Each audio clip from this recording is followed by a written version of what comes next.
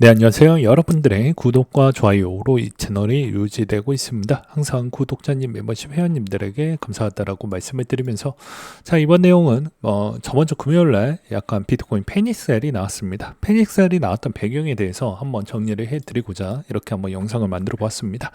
일단 MSTR 쪽에서 33,000개 정도 동향에 따른 물량이 나올 것 같다라는 이야기가 이제 시장에 돌았고요. 그 다음에 이제 블랙록에 이제 이더리움이 이동이 된다. 어디로? 코인베이스 쪽으로 이동이 된다라고 해서 이 물량도 꽤 컸습니다. 대충 한 3만 개 정도 해서 4만 개 정도가 움직인다라고 해가지고 시장에 미치는 영향이 좀 컸다.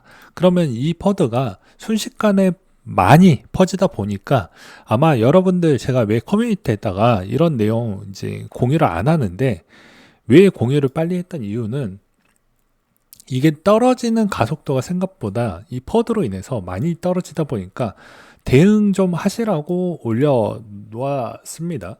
그리고 또한 이게 진짜일 수도 있어서 한번 실질적으로 한 번 더 크로스 체크를 좀 했는데 공식 홈페이지나 나머지 쪽은 특별한 동향이 없었고, 그래서 제가 또 정정을 해가지고 커뮤니티에다가도 그렇게 써놓기도 했었죠. 근데 이제 MSTR 쪽에 이제 이런 퍼드가 나왔던 이유도 전체적인 지수가 안 좋고 코인 시장도 별로 좋지 않았기 때문에 이번 영향이 그렇게 이루어졌다라고 보시면 될 것 같습니다. 그럼 현 시점에서 이제 왜 이게 지금 시점에서 저는 좀 이러냐 하는 게, 왜 이 시기 때 라벨링 절차 지갑 이동을 좀 했냐가 저는 조금은 좀 불편했다라고 생각이 들었습니다. 그래서 이제 이런 약간 해프닝 부분이 좀 있었다라는 걸 볼 수가 있었습니다. 논리적으로도 이제 매도일 수 없는 이유를 보게 되면 신규 지갑으로 이제 보낼 이유가 없죠. 곧바로 이제 거래소나 뭐 오드시 데스크 쪽을 이동을 했었어야 했는데 그렇지 않았다라는 점을 지적을 좀 해드리고 싶었습니다. 그리고 또한 이제 조금 마이클 셀러 형님도 좀 빠르게 대응을 했으면 더 나았을 건데, 이제 오히려 짧고 굵고 임팩트 있게 이렇게 또 남기기도 했습니다. 배는 저물어 가는데 이제 홀드해라 뭐 이렇게 했는데, 여기서도 웃긴 게 이 짤을 보면서 이제 여러 투자자분들은 이렇게 좀 비아냥을 하시더라고요. 너만 살아남은 거 아니냐, 너만 왜 탈출을 했냐, 이렇게도 또 해석을 하시더라고요. 그리고 대부분 뭐 두 배 레버리지 쪽은 대부분 조정이 좀 많이 나와 주었다라고 볼 수 있습니다. 그럼 이제 셀러 형님이 어떤 이야기를 좀 했는지 CNBC 통해 가지고 보게 되면요, 스트래티지가 비트코인을 판매한다라는 소문은 일축했습니다. 우리는 계속 매수를 하고 있습니다 라고 이야기를 하기로 했습니다. 그래서 이제 여기서도 여러 가지 이제 뭐 이야기를 했는데, 핵심적인 부분만 다시 이야기를 한다라고 하면 여전히 장기적 관점과 이제 여기에서도 충분히 비트코인에 따른 강점에 대한 이야기를 계속 읊어보는 것을 보게 되면, 아직은 뭐 MSTR이 매도한다라고 보기에는 조금 어불성설이 좀 있다라고 보시면 되지 않을까 싶습니다.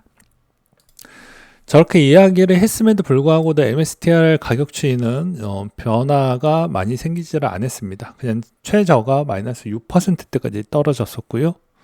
그리고 또한 그 MSTR의 이제 공식 홈페이지가 있기도 하는데, 실질적으로 이게 이제 좀 우려가 됐던 이유 중에 하나도, 엄밀히 따지면 이 MSTR의 이 NAV 가격 추이가 이제 조금만 더 떨어지면 1을 좀 깨는 형태가 나올 수가 있기 때문에 엄밀히 따지면은 별로 좋지 않는다라고 볼 수 있습니다. 그리고 STRT 우선주, 뭐 K, C 이런 쪽에 따른 수익성이 생각보다는 많이 떨어지고 있다 보니까, 아무래도 이제 자금 조달에 따른 형태를 아무리 잘 갖췄다라고 하더라도 여전히 이제 비트코인의 사이클 주기 패턴, 사이클이 뭐 이렇게 가는 게 아니잖아요.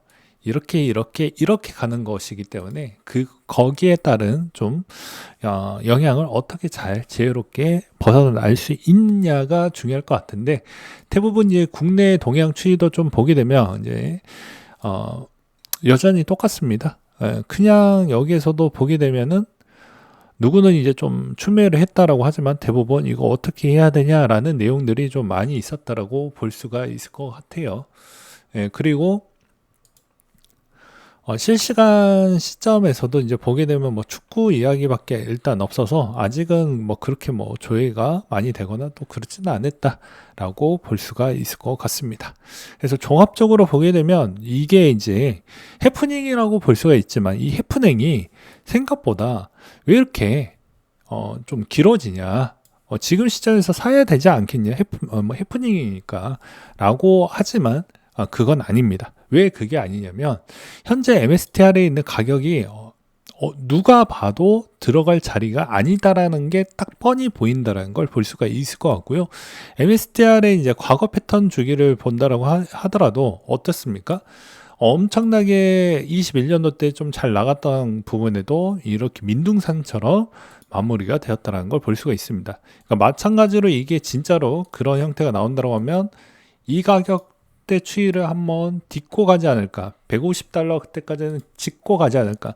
그러면 이 말의 의미는 지금 MSTR 부분이 여전히 힘이 없다라는 걸 또 증명을 하고, 그 다음에 기술적으로 본다라고 하더라도 여전히 좀 더 내려갈 수 있는 가능성이 존재를 하기 때문에 여기서 반등이 나와도 유의미한 반등이라고 보기에는 좀 어려울 것 같다라고 볼 수가 있을 것 같고요. 그 다음에 이제 추가적으로 여기서도 네이키드 숏 비중이 여전히 공매도 부분에 여전히 먹거리가 되어가고 있다라는 것입니다. 잘 안 떨어지고 있다라는 거예요. 그래서 이걸로 이제 우리가 판단을 해볼 수 있는 추이는 뭐가 있을 것 같냐면요. 여전히 이제 비트코인 자체에는 우리가 이제 숏 비중만 좀 보았지만 지금의 이제 문제점은 MSTR을 자꾸 공격하려고 하는 대상자가 늘어나고 있기 때문에 MSTR에 따른 숏 포지션 추이를 좀 면밀히 봐야 된다. 네이키드 숏 비중을 좀 면밀히 봐야 된다라고 볼 수가 있을 것 같습니다. 그리고 한동안 대규모 청산이 10월 10일자 기준점으로 나왔지만 계속 이제 이걸 제외하고 본다라고 하더라도 시간대별로 이 구간에서 여전히 많은 많은 롱이 대부분 청산이 되었기 때문에 한동안 롱이 레버리지 비중이 채워 나가기에는 상당량 시간이 오래 걸릴 것으로 보여지기 때문에 여기에서 단기적으로 어떠한 포지션을 높게 설정하거나 그렇게 보는 건 좀 바람직하지 않는다라고 볼 수가 있을 것 같고요. 그리고 이제 여기에서도 추가적으로 이렇게 많은 이번 주 자체가 주봉으로 보았을 때 가장 크게 캔들을 만들어 가는 구간이었기 때문에 이 패턴에서 반등이 나온다고 하더라도 크게 유의미하게 전환 패턴이 나올 수 있을 만한 추이가 나오지 않을 가능성이 매우 높다라고 저는 보고 있는 실정입니다.